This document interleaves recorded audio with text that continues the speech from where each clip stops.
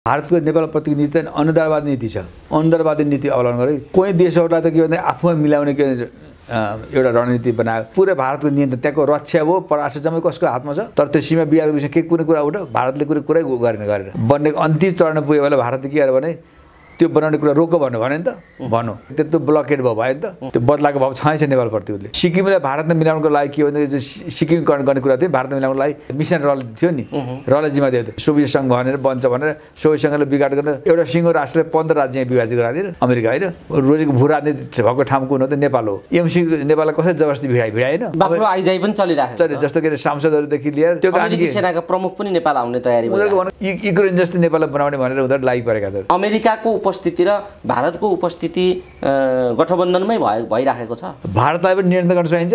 उसको सुरक्षामा सिधै थ्रेट हो। भारत र चीनले एकै ठाउँमा आउनुपर्ने बाध्यता स्थिति पनि आउन सक्छ। मामलामा चीन असफल भएकै हो।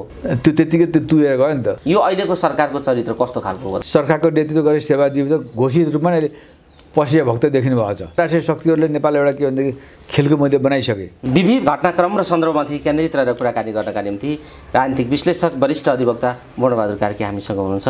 वर्ण सर स्वागत छ। नमस्ते। वर्ण सर आज सधैँभन्दा अलिक फरक राजनीतिक विषय तर अलिक फरक अन्तर्राष्ट्रिय विषयलाई केन्द्रित गरेर मैले कुराकानी गर्न खोजिराखेको छु तपाईँसँग। पछिल्लो समय नेपालमा अन्तर्राष्ट्रिय शक्ति केन्द्रहरूको भूमिका बढेर गयो, एकदम तीव्र रूपमा बढेर गयो भन्ने बाहिर चर्चा उठेको छ। तर कसरी बढो, कहाँबाट बढो, किन बढो भन्ने कुरा चाहिँ अमूर्त जस्तो देखिएको छ। तपाईँ एउटा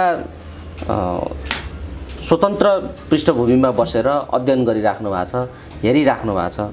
पछिल्लो समय अन्तर्राष्ट्रिय हस्तक्षेप, अन्तर्राष्ट्रिय चलखेल कसरी बढिरहेको छ भन्ने विषयमा समग्रमा जानुभन्दा पहिला नेपालको राजनीतिमा सधैँभरि भारतलाई शङ्काको आँखाले हेरिन्छ। तर भारत अहिले के गर्दैछ, नेपाल नीति भारतको के हो अहिले भन्ने विषय पनि अलि अमूर्त जस्तो बन्दै गएको छ। किनभने भारतका राजदूतहरू जसरी एक्टिभली भूमिका खेल्थे अहिले त्यो पनि देखिँदैन र मानिसहरूलाई ठुलो जिज्ञासा छ कि भारतीयहरूको नीति अहिले नेपालप्रति के हो र उनीहरू के भूमिका खेलिरहेका छन् भन्ने विषय चाहिँ अलि जिज्ञासाको विषय बनेको छ। बताइदिनुहोस् त अहिले पछिल्लो नेपालको राजनीतिमा भारतीय भूमिका के हो? अब सुन्नुहोस्, भारतको नेपाल नीति सधैँभरि के विवाद बन्दै आएको छ र भारतको नेपाल प्रतिको नीति अनुदारवादी नीति छ। भारत स्वतन्त्र भएदेखि नै उसले के गर्यो भने आफ्ना खास गरी छिमेकी सानो मुलुकहरूप्रति उसले के भने अनुदारवादी नीति अवलम्बन गरे। के अवलम्बन गरे? एउटा त कोही देशहरूलाई त के भन्दा आफूमा मिलाउने के एउटा रणनीति बनायो। जस्तो सिक्किम मिलाएन अनि जस्तो नेपाल जस्तो भयो, भुटान भयो, जस्तो अरू सानो देशहरूलाई त उसले के गर्यो भनेदेखि नमिलाए पनि तर त्यहाँको पूर्ण लगाम त्यहाँको नियन्त्रण आफ्नो नियन्त्रण राख्ने नीति अपनाओ। अहिले पनि भारतको नीति नेपालप्रतिको नीति भनेको त्यही नीति हो। जस्तो तपाईँले उदाहरणको लागि त्यहाँ भुटान हुन्छ। अहिले के भने भुटान के छ त भने पुरै भारतको नियन्त्रण त्यहाँको रक्षा हो परराष्ट्र जम्मै कसको हातमा छ? भारतको हातमा। भारतको हातमा छ। एउटा स्वतन्त्र मुलुकमा हुनुपर्ने त किन परराष्ट्र रक्षा हो नि, त्यो दुइटै भुटानको छैन। त्यस्तै किसिमको नेपालले पनि भुटान जस्तै बनाउने के उसले धेरै लामो समयदेखि प्रयास गर्दै आएको छ। अहिले पछिल्लो समय जस्तो नेपाल र भारतको विवाद कस्तो आएको छ, सीमा विवाद यत्रो आएको छ। अक्षय शेरबाजी भारतमा उसमा लुम्बिनी जाँदाखेरि मोदीसँग भेट्नु हो तर त्यो सीमा विवादको विषय के कुनै कुरा उठ भारतले कुरै गरेन त्यो सीमा विवाद पनि गर्ने समाधान गर्ने पक्षमा देखिँदैन। जस्तो इपिजेको प्रतिवेदनको विषय पनि त्यो पनि बुझेको छैन होइन। त्यस कारण अहिले पनि भारत के गरिरहेको छ भने नेपालप्रति उसले के भनेदेखि नेपाल र भारत बिचका भएका जुन समस्याहरू त्यो समाधान मैत्रीपूर्ण तरिकाले समाधान गर्ने पक्षमा देखिँदैन क्या, त्यस्तो देखिँदैन। यो पछिल्लो अब हामीले भारतको पछिल्लो नेपाल नीति के हो तैँले नेपालको राजनीतिक प्रयासले भारतको के भन्छ सधैँभरि हस्तक्षेप रह्यो रहेर नि त्यस्तो हस्तेर हो। तर वर्ण सर अहिले पछिल्लो समय जुन खालको पश्चिमाहरूको नेपालप्रति चासो भयो, एमसीसीको कार्यान्वयन गर्ने सन्दर्भमा जुन खालको भूमिकाहरू भइराखेका छन्, एमसीसी अनुमोदन भइसके पछाडि जुन खालको भूमिकामा अमेरिका लगायत अन्य देशहरू आइराखेका छन्, त्यसले भारतको भूमिकालाई ओझेलमा पारिदियो। किनभने भारतीयहरू जसरी दबदबा कायम गर्न चाहन्थे अब त्यस्तो छैन भन्छन् मान्छेहरू। अब पहिला म के भारतको नेपाल नीतिप्रति नि लेटेस्ट नीतिप्रति म प्रश्न गरेर म दोस्रो पश्चिमाको भूमिकामा जान्छु है र पश्चिमाको बढ्दो भूमिकाबाट भारतले के सोचिरहेको छ भन्ने कुरा पनि म त्यहाँ कुरा आएको छु। अब कुरा के हो त त्यसो भारतले पछि के पहिला तपाईँ देख्नुहुन्छ पहिले यहाँ के भन्दाखेरि यो नेपालमा गणतन्त्र स्थापना भइसकेपछि जो संविधान सभाको नयाँ संविधान बनाउने कुरा आयो। आउँदाखेरि के हो त नयाँ संविधानको बनाउने क्रममा बन्ने अन्तिम चरण पुग्यो भने भारतले के गर्यो भने त्यो बनाउने कुरा रोक भन्यो भने नि त भनौँ, तर यहाँ माने नमानेपछि त्यसैको पढ्ने यहाँ त्यत्रो ब्लकेट भयो नि त, नाकाबन्दी समेत लगायो। त्यस कारण के भन्दाखेरि भारत देशबाट के धेरै के भयो भने असन्तुष्ट रह्यो कि सधैँ नेपालको राजनीति निर्णायक रोल खेलिरहेको भारत चाहिँ त्यो संविधान बनाउने क्रममा उसले भनेअनुसार भएन भने अहिले पनि त्यसको त्यो बदलाको भाव छँदैछ नेपालप्रति। उसले अहिले पनि उसले नेपालको के भन्दा संविधान यी सबैप्रति उसको के सकारात्मक धारणा छैन। अब भनेपछि अहिले लेटेस्ट नीति के देखिन्छ जस्तो भन्दाखेरि लेटेस्ट नीति त के भारत के भन्छ नेपाललाई चाहिँ अब अहिले पुरै आफ्नो के भन्छ नियन्त्रण होस् नेपाल भन्ने, आफ्नो इसारामा नचाउने, आफ्नो इसारा अनुसार चलोस् भन्ने किसिमको उनीहरूको नेपाल नीति देखिन्छ। त्यो कुरा त्यो भनेको के नेपाललाई भुटानीकरण गर्ने हो क्या, भुटान जस्तो बनाउने, नेपाललाई पुरै आफ्नो नियन्त्रणमा के भन्दा चलाउने भुटानीकरण गर्ने नीति के छ भने अहिले के भारतको देखिन्छ। यो पनि फेरि कस्तो एउटा डरलाग्दो छ भने चाहिँ जस्तो के भने सिक्किमलाई भारतमा मिलाउनको लागि के भने सिक्किमकरण गर्ने कुरा थियो, भारतमा मिलाउनको लागि त्यो जिम्मा कसलाई दिएको थियो भने त्यति बेला रल मिसन रल थियो नि, रललाई जिम्मा दिएको थियो। त्यसै गरी नेपालले भुटानीकरण गर्नेको लागि के भने त्यो जिम्मा कसलाई दिएको देखिन्छ भन्दाखेरि रललाई जिम्मा दिएछ। किन जस्तो के अरे प्रधानमन्त्री के अरे ओली भएको बेलामा रकेट चिफ आएर के अरे रातको 12 बजे कति लामो वार्तालाप गऱ्यो नि, त्यसको प्रभावमा भनेको के हो भने नेपाललाई के भने भुटानीकरण गर्ने नीति नेपाललाई के लिएको के अरे भारतले हो पछिल्लो। र त्यसमा त के अरे उसले जिम्मा पनि कसलाई दियो त भन्दा रललाई जिम्मा दियो। यो त एकदम डरमग्दो स्थिति हो। यो एउटा कुरा भयो। तर ऊ जे नीति अख्तियार गरिराखेको छ अब त्यसमा सर्वेसर्वा हुने स्थिति चाहिँ छैन, किनभने एमसिसी पछि पश्चिमी राष्ट्रहरूको मुख्यतः अमेरिकाको उपस्थिति बलियो भएको हुनाले भारतीयहरूले जुन खालको दबदबा सिर्जना गरेका छन् अब त्यति सजिलो चाहिँ उनीहरूलाई पनि छैन नेपालको सवालमा भन्ने खालको टिप्पणी पनि उठेको छ। के छ भने जस्तो के भने पश्चिमी उपस्थिति र भारतलाई अलिकति तुलना गरिदिनुहोस् न। जस्तो कि अहिले पश्चिमको उपस्थिति के हो भन्दाखेरि भने अहिले पश्चिमाले सबभन्दा बढी के भनेदेखि आँखा गिद्ध नजर नेपालमाथि लाग्छ। किन लगाएको छ भन्दाखेरि अहिले के संसारमा के शक्ति राष्ट्रबिचको जो चरम सीमामा छ अहिले युक्रेन युद्ध देखाइरहेको छैन छ। त्यो भएको हुनाले अहिले के भने अहिले अमेरिकाको एउटा उद्देश्य के भने सधैँभरि आफ्नो के भने संसारलाई नै आफ्नो नियन्त्रण राख्ने उसको महत्त्वकांक्षी एकाधिकारवादी प्रवृत्ति छ उसको। त्यस कारण अहिले उसले जस्तो सोभियत सङ्घले उसले के गर्यो त भने आफ्नो प्रतिस्पर्धी सोभियत सङ्घ भनेर बन्छ भनेर सोभियत सङ्घले बिगाड गर्न एउटा सिङ्गो राष्ट्रले 15 राज्यमा विभाजित गराइदियो। आज फेरि लगेर के अरे युक्रेन युद्धमा फसाएर सोभियत सङ्घले तहस नहस गर्न खरानी गर्न खोजिरहेको छ नि अमेरिका होइन। त्यस्तै गरी अहिले उसले के देख्छ अर्को दोस्रो सोभियत सङ्घपछि उसले अर्को आफ्नो दुश्मन देखेको शक्ति कुन हो भने चीन हो। त्यस कारण चीनलाई के भने अहिले उसले के भनेदेखि चीन त अहिले के भनेदेखि आर्थिक रूपमा सामरिक हरेक चिज गर्दा त संसारको पहिलो शक्ति बनाएको क्रममा छ नि त। त्यसैले के अमेरिका के चाहन्छ भने चीनलाई त कुनै हालमा पनि के भनेदेखि त्यो बन्न नदिने, आफ्नो प्रतिस्पर्धी बन्न नदिने, उसले के गर्ने भन्दाखेरि उसलाई कमजोर गर्नको लागि के अरे उसले नीति अपनाएको छ अमेरिकाले लगाए पश्चिमी राष्ट्र।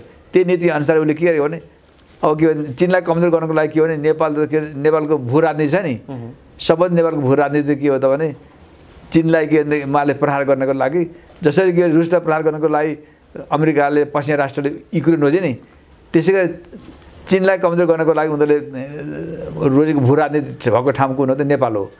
त्यसै अमेरिकनहरूले तपाईँ देख्नुभएको छ एमसी नेपाललाई कसरी जबरजस्ती भिडाएन। अहिले त अमेरिकनको कति यहाँ बाक्लो आइजाइ पनि चलिरहेको छ। जस्तो के सांसदहरूदेखि लिएर महत्त्वपूर्ण के उनीहरू आइरहेको छ। त्यो अब सेना प्रमुख पनि आउँदैछन्, त्यो अमेरिकी सेनाका प्रमुख पनि नेपाल आउने तयारी उनीहरूको भनेको के भने जसरी भए पनि चीनलाई प्रहार गर्नको लागि नेपालको भूमि प्रयोग गर्ने त्यो गरेको युक्रेन जस्तै नेपाललाई बनाउने भनेर उनीहरू लागिपरेका छन्। यसैको उनीहरूको दौडो भएन। अनि तर नि बोर्न सर यो लागेका छन्, यो प्रश्न देखिएको छ।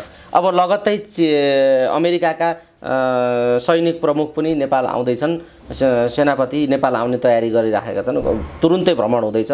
शेरबहादुरजी पनि असार अन्तिमतिर अमेरिका जाँदै हुनुहुन्छ। यी सबै कुराहरू भइराखेका छन्। तर मैले तपाईँलाई खालि सोध्न खोजेको कुरा के हो भने के यो अमेरिकाको उपस्थिति र भारतको उपस्थिति गठबन्धनमै भइराखेको छ?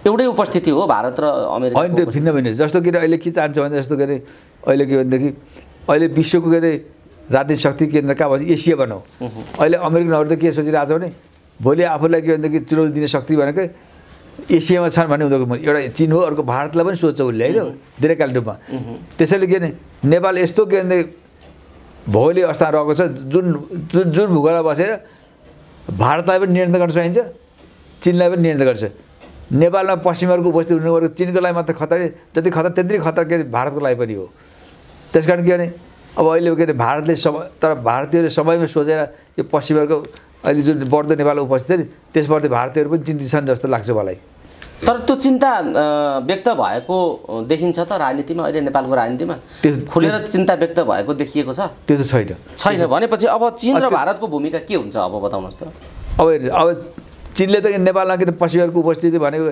चीनको लागि त के भनेदेखि चीनमा पश्चिमहरूको उपस्थिति हुनु भनेको उसको सुरक्षामा सिधै थ्रेट हो त्यसले चीन त त्यो नहोस् भन्ने चाहन्छ त्यसलाई असर गर्न चाहन्छ अहिले भारतमा पनि एउटा बहस सुरु भएको छ नि पश्चिमहरूको जुन उपस्थिति बढ्दो नेपालमा उपस्थिति छ त्यो उपस्थितिले कालान्तरमा चीन मात्रै होइन हामीले पनि ठुलो के भनेदेखि असर गर्छ त्यस कारण सतर्क हुनुपर्छ भन्ने किसिमको आइरहेको किनभने आज भारत कोसँग छ अन्तर्राष्ट्रिय रूपमा के अमेरिकाको विरोधी शक्ति रुससँग छ नि रुससँग छ रुससँग छ त्यो भएको हुनाले त्यो कुरा पनि अहिले आइरहेको छ आएको हुनाले भोलि स्थिति के आउँछ भने पश्चिमाहरूको जो उपस्थितिलाई के भनेदेखि उपस्थितिलाई के भनेदेखि कमजोर गर्नको लागि भारत र चीनले एकै ठाउँमा आउनुपर्ने बाध्यता स्थिति पनि आउन सक्छ कि त्यसको संयोजन पनि रुसले गर्ने सम्भावना छ यो एउटा सम्भावना छ तर अर्को कुरा के छ भने धेरै मानिसहरू कूटनीतिक क्षेत्रका मानिसहरू के भन्दैछन् भने चीनको नेपाल नीति असफल भयो यो पटक पटक चीन नेपालमा असफल भइराखेको छ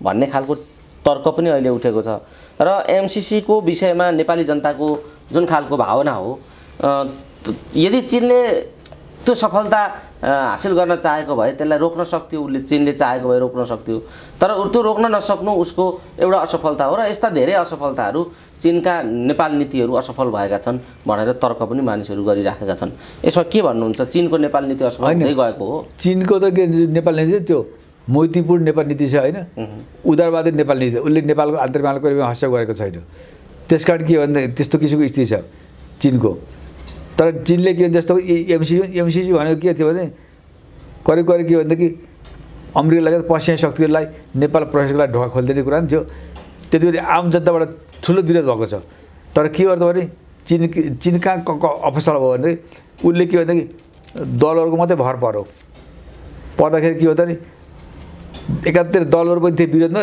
आम जनता पनि थिए नि त उसले के भने दलहरू त के भन्दै चीनलाई साथ दिएन आम जनतालाई साथ दिन्थ्यो नि त्यसमा पनि चीनले अलिकति सक्रिय पुरा भूमिका निभाएको भने एमसी रोक्न सक्थ्यो तर चीनले त्यो भूमिका निभाउन सकेन उसले के खालि दलहरूको मात्रै निर्भर गर्यो भनेपछि नेपालको मामलामा चीन असफल भएकै हो अनि उसले के भनेदेखि जुन नेपालमा जुन पश्चिमहरू जुन प्रवेश गरेको थियो त्यसलाई रोक्नको लागि के भन्दाखेरि जसरी सक्नुपर्थ्यो चीनले त्यो सकेन कमजोर भनेपछि बाहिर उठेका केही टिप्पणीहरू धेरै सत्यता निकट हुन् भन्ने किनभनेदेखि चीन र नेपालको बिचको यसरी जनस्तरको सम्बन्ध भएको त भोलि यहाँ लाखौँ जुलिसक्यो निस्केको भएदेखि एमसी पास गर्न सक्थ्यो सुरु त भएको नि त तर के हो त त्यो त्यतिकै त्यो तुरेर गयो नि त त्यो हुनाले के चीनले त यथार्थ नेपाल नीति बनाउन सकिरहेको छैन त सही कुरा हो बोर्न सर यो एउटा पाटो अब अर्को पाटो पनि छ कि नेपालको राजनीति नेपालका पार्टीहरू नेपालको सरकार कहिले पनि स्वाधीन ढङ्गले आफ्ना खुट्टामा उभिएर बनेको होइन र अहिलेसम्म त्यस्तो देखिएको छैन भन्ने खालको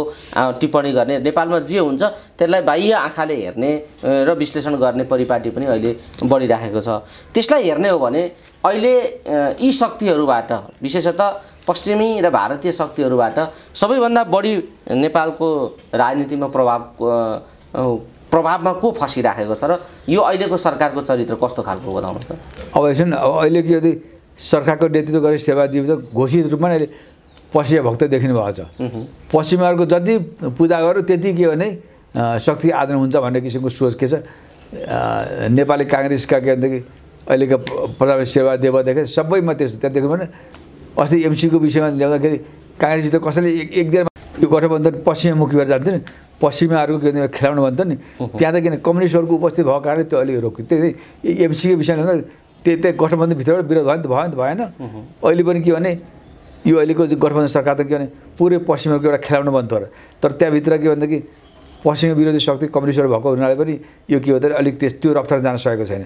त्यस कारण त्यसले गर्दाखेरि के हो त भने जस्तो यस अर्थमा जस्तो किन यो गठबन्धन के भन्दा जस्तो यो गठबन्धन भोलि निर्वाचन गरेर यसले बहुमत ल्यायो भने त्यो बन्ने सरकार हुन्छ नि, त्यो सरकारमा गठबन्धनको बनाउनु के हुन्छ भने त्यहाँ के हुन्छ भने पुरै पश्चिमाहरूको इसारामा चल्ने कुरामा त्यहाँ अवरोध आउँछ नि आउँदैन। त्यस कारण त्यो पक्ष पनि छ। यो एउटा त्यहाँभित्रको झिनो एउटा सकारात्मक पक्ष तपाईँले देखाउनु भयो। तर अब यो खालको पेलापेलमा नेपालको राजनीति र नेपालको अवस्था कतातिर जान्छ भन्ने पनि महत्त्वपूर्ण चिन्ताको विषय छ। अब कस्तो खालको अन्तर्राष्ट्रिय स्थिति पैदा हुन सक्छ र नेपालका अगाडि कस्ता किसिमका चुनौती छन् बढ्न सर बताउनु त। होइन सुन्नु नि, अब यहाँ त किन अन्तर्राष्ट्रिय शक्तिहरूले नेपाल एउटा के भनेदेखि खेलको मैले बनाइसके, बनाउनु सुरुवात गरिसके, त्यो क्रम झन् बढेर जान्छ। त्यस कारण के भने अब त के भने त्यसबाट नेपाललाई बचाउनु पर्ने अहिले एक मात्रै राष्ट्रिय आवश्यकता भनेको के त्यसबाट अन्तर्राष्ट्रिय शक्ति केन्द्रको खेलाउनु बने नेपाललाई बनाउन खोजिरहेको छ, त्यसलाई रोक्नु पर्यो। त्यो रोक्ने कुनै एउटा पार्टीले एउटा नेता विशेष सक्दैन। त्यो बेलालाई नेपालमा जति पनि भएको राष्ट्रिय शक्ति छ ती सबै एकजुट हुनुपर्छ र नेपाललाई इक्वली हुनबाट बचाउनुतर्फ लाग्नुपर्छ। हस् पूर्ण सर, समय दिनुभयो। यो महत्त्वपूर्ण समय र संवादका लागि यहाँलाई धेरै धेरै धन्यवाद। धन्यवाद।